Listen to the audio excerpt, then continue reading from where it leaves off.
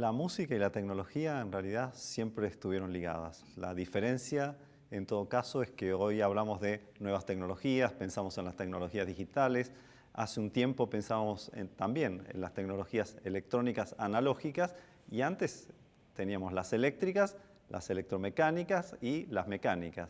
O sea, más allá del trabajo que uno hace entre la voz y la producción sonora y a partir de ahí generar sonido, digamos, generar música realmente, producir música, realmente la historia de la música y la historia del desarrollo tecnológico es muy interesante y está muy vinculado. O sea, poder trabajar con un piano tiene una tecnología muy sofisticada. Si pensamos en cómo surge el saxofón, bueno, también. Digamos, son todas tecnologías que van apareciendo en determinado momento. La diferencia hoy en día es esa tecnología digital que parece que nos sirve para todo, que está en todo y que no reemplaza, simplemente suma.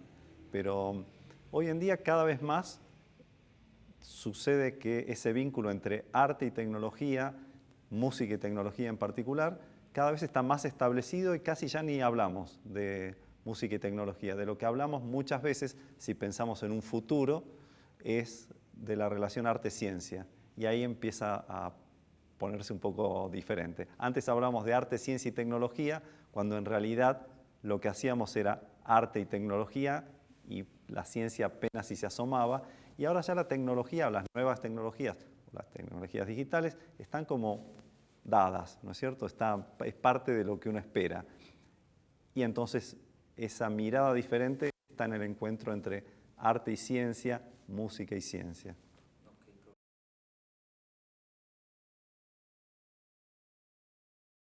Bueno, hay varios temas que pasan desde lo tecnológico hasta lo puramente artístico.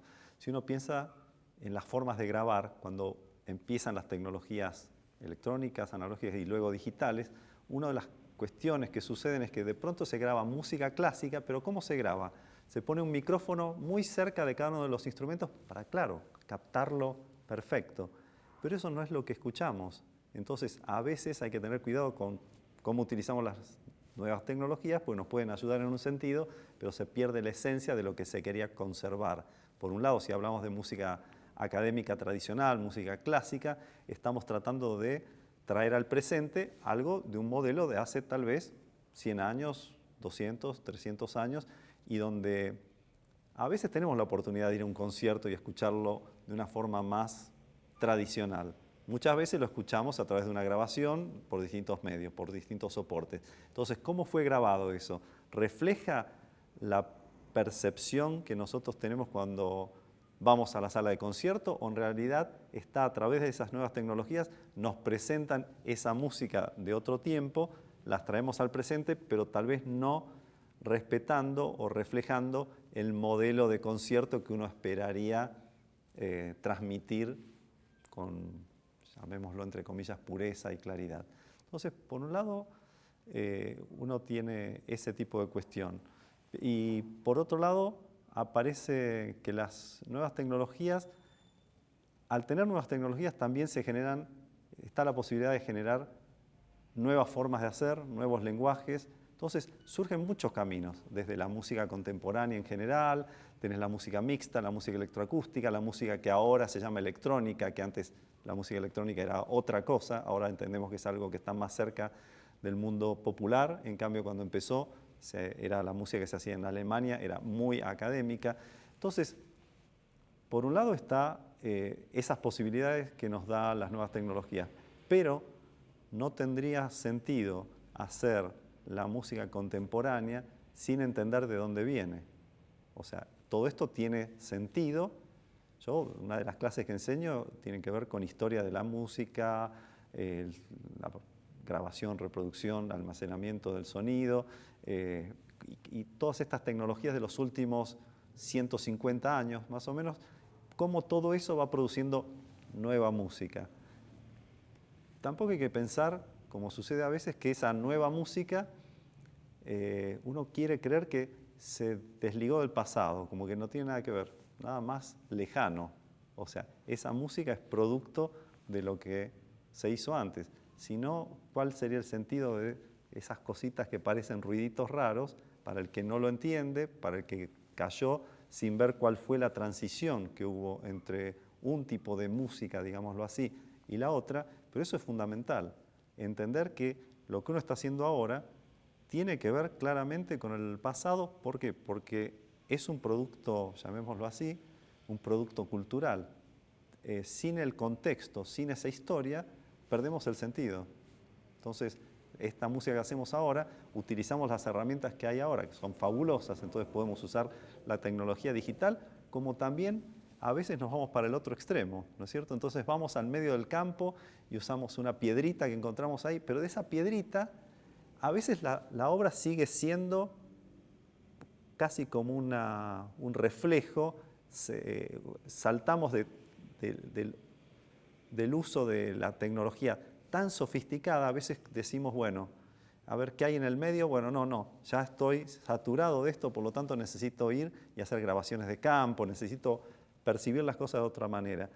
Y eso puede existir mostrándose a través de grabaciones, mostrándose a través de grabaciones incluso hiperrealistas que nos hacen sentir en un lugar determinado, o esa grabación pasa a transformarse a través de esos nuevos medios y crear nuevas músicas. Nuevas, ¿no? Hago mucho el gesto de las comillas porque sí, son nuevas en un sentido, pero no hay que pensar que están desligadas. Siempre el que está creando está tratando de aportar algo nuevo y de alguna manera se está desligando de lo que se hizo antes. Pero sabemos que cuando caminamos algunos pasos ya nos damos cuenta que de un modo o de otro, más claramente o menos claramente, eso está ligado al pasado. Y aun si fuese muy diferente, es porque se propuso desligarse de ese pasado. Cuando pensamos en músicos muy bien conocidos como John Cage, lo que hacen es marcar esa diferencia y decir, bueno, sí, hasta ahora entendíamos que la música era así. Edgar Varese, o sea, estamos hablando de músicos que ya fallecieron hace unos cuantos años, sin embargo, pusieron la semilla que nos hace pensar, reflexionar y que en realidad sustenta la producción sonora y musical de estos días.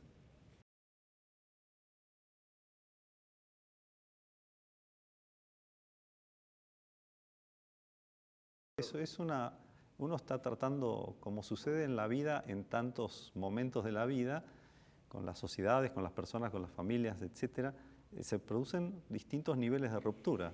Y parte de hacer música, parte de hacer arte, hablamos de crear, y crear es generar algo nuevo.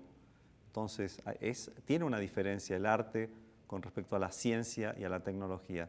Y si el arte está creando, está haciendo algo nuevo, bueno, algo nuevo con respecto a qué. Entonces, a veces es preocupante cuando uno piensa que está haciendo algo nuevo y en realidad, por el motivo que sea, resulta que verdaderamente hay otras cosas que están haciéndose en ese sentido, con esa visión, pero tal vez uno no las conozca. O sea que entender un poco el contexto y la historia, y sí, es la plataforma de base para poder crear, por lo menos si uno quiere crear nuevos modelos, nuevos acercamientos, digamos, hacer música, hacer lo que llamamos arte.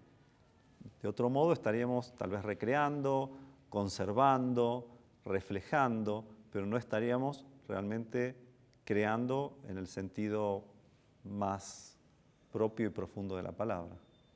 Profe, ¿usted cree?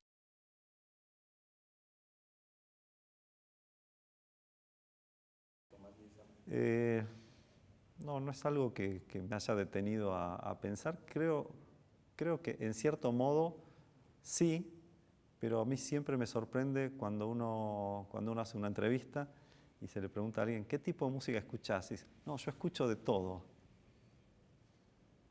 No, o sea, me parece fantástico si eso fuese así, pero a veces nuestro universo, claro que hoy con internet tenemos acceso a una cantidad increíble de música, pero así y todo solemos escuchar una pequeña porción y tenemos gustos dados, ¿sí? Que no siempre son nuestros gustos, nos vienen siendo dados de distinta manera, pero Creo que en cierto modo sí, pero uno tiene que aprender a desarrollar ese gusto o esa por lo menos apertura a tratar de escuchar músicas muy diferentes, porque los modelos o las formas o incluso las rupturas que tenemos de hacer música, de crear, de hacer arte en determinados lugares, en lo que llamamos Occidente, de pronto es muy diferente de lo que sucede en otras regiones. ¿Qué pasa entre la música típica tradicional europea y si decimos la música de los esquimales? ¿Sí? De pronto, si uno lo escucha por primera vez, o incluso patrones musicales a los cuales uno está más habituado.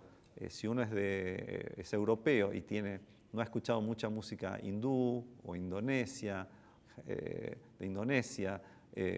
Japón, de China y de tantos otros lugares, porque uno dice música africana, es una barbaridad tan grande como decir para alguien que está en Europa música latinoamericana.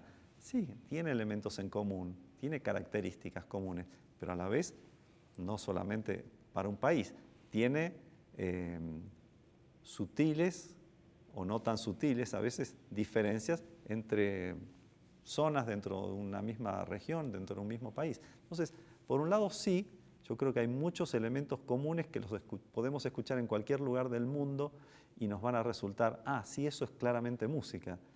Pero no es tan sencillo, porque para alguien que nunca escuchó música electroacústica y escucha por primera vez, para citar un clásico, Stockhausen, y depende de qué obra de Stockhausen sea, pero en principio, si no es músico, si no tiene una cierta cultura, digamos, en torno a cómo se llega a esa creación musical, le va a resultar un tanto difícil.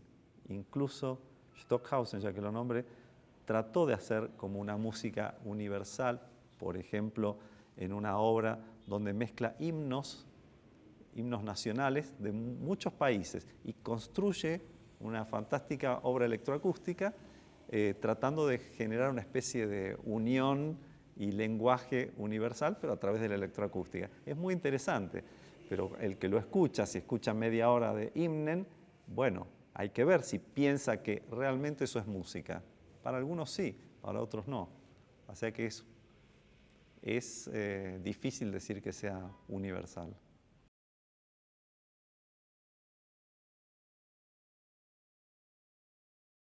Es que, ¿quién dijo que no hay conocimiento? Sí hay conocimiento. El conocimiento es diferente, pero ¿por qué uno no vaya a un conservatorio? ¿Por qué uno no vaya a la universidad a aprender música u otras cosas? No significa que no haya conocimiento. Las instituciones son eso, son modelos donde buscamos formas de desarrollo que podamos pautar y que podamos evaluar, porque finalmente esas instituciones van a certificar, digamos, conocimiento. Claro, es diferente si certificamos a un ingeniero, un médico o un músico. Las cosas cambian bastante. Pero cuando pensamos en el conocimiento, pero por supuesto, yo he trabajado, por ejemplo, codirigiendo un proyecto en el Cusco, y es uno de los lugares donde más he aprendido. Y porque trabajábamos no solamente con artistas locales, algunos tenían capacitación, educación universitaria, pero tal vez su educación había llegado hasta los años 70, no manejaban los lenguajes más contemporáneos, pero sí una formación de base muy buena. Pero a la vez trabajábamos con comunidades indígenas, gente que vivía en las montañas, y es una de las experiencias, situaciones, programas, trabajos donde más aprendí, donde todos aprendíamos. La idea era, no vengo yo a explicarte cómo hacer las cosas, simplemente vamos a compartir, tal vez yo te enseñe, pero vos también, y cada uno tiene una visión de las cosas y vamos a compartir ese conocimiento. No es fácil, estamos entrenados para pensar que necesitamos pasar por ciertas instituciones porque si no, no tenemos el conocimiento necesario. Y está bien, porque en una sociedad tan grande, tan compleja, con tanta gente, ¿cómo uno se maneja? Es muy difícil, pero insisto, no es lo mismo certificar a un ingeniero para que pueda construir un edificio de 5 pisos o a un médico para que pueda hacer una operación del corazón que a un artista.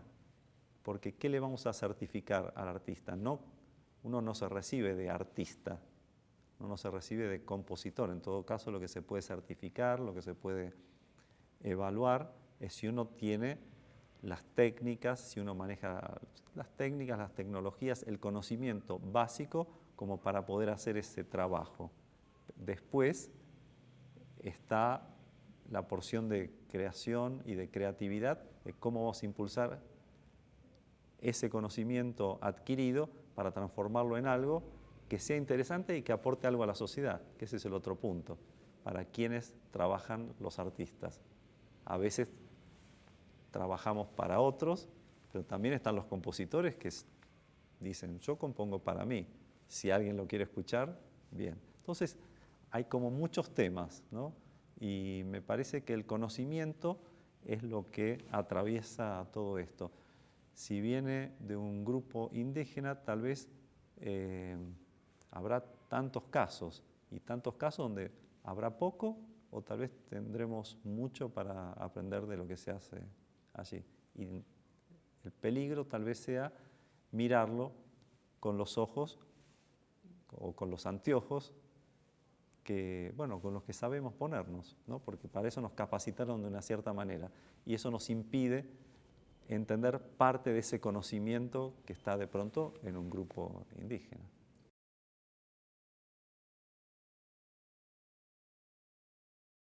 Fue interesante porque generalmente yo vengo a Manizales hace 10 años, he venido muchas veces al Festival de la Imagen y comenzamos a conversar y a colaborar con varios profesores, en particular con Giovanni, el director de CIMA, sobre la realización del festival. Y yo pensaba, bueno, pero es un festival donde hay tantas cosas diferentes, ¿cómo va a funcionar? Sin embargo, para mí fue fantástico, había artistas del exterior y muchos también músicos locales con muy buen nivel, fue muy interesante y ver cómo se entremezclaban las ideas, los conceptos, la música tradicional con la música contemporánea, con la música popular, entonces pasar desde Rachmaninoff o música realmente, digamos, muy tradicional a cuestiones contemporáneas o a música electroacústica o incluso multimedia, o de pronto terminar con un picnic musical con muy buena música, con artistas locales, pero a la vez con una libertad y un formato muy interesante donde la gente podía sentarse a escuchar o podía moverse, podía ver chicos y nadie molestaba, al contrario, era una situación de mucho respeto donde la gente disfrutaba y escuchaba la música y eso me pareció muy lindo. Además, me permitió también conocer a muchos músicos locales que a pesar de todos estos años que hace que vengo a Manizales, no los conocía tanto. Así que conocí a muchos músicos del Departamento de Música de la Universidad de Caldas que hacen un trabajo, me resultó realmente excelente.